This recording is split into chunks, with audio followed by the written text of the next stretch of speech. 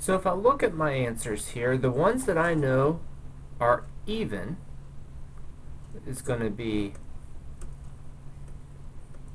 356 and 348. And I know then that 247 and 125 are odd. And the way we typically teach students is to look at the last digit in our number. And if it's an even number, the whole number is even. If it's an odd number, the whole number is odd.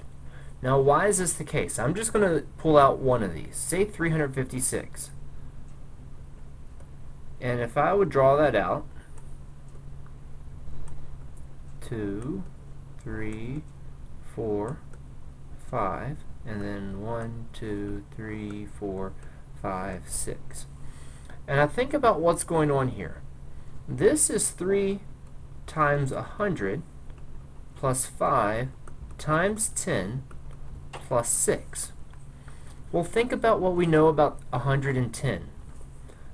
100 is divisible by 2. 10 is divisible by 2. So really, what I'm looking at here is 300,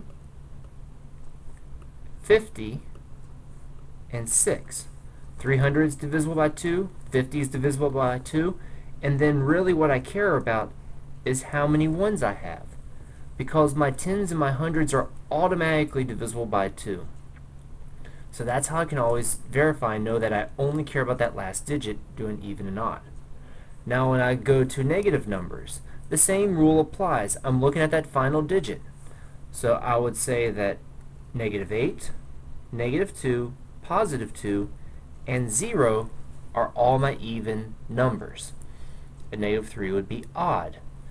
Now 0 is a special case people get confused about, but 0 is even because every whole number or every integer has to be even or odd.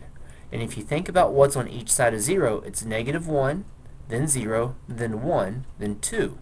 And if you think it has to go even, odd, even, odd, even, odd, so if you went from 2 down, 2's even, 1's odd, 0 would have to be even because -1 would have to be odd, and -2 has to be even.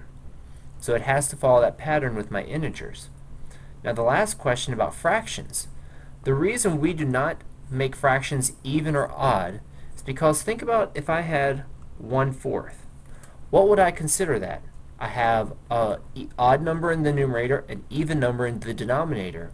And what if I change them to the decimal representation?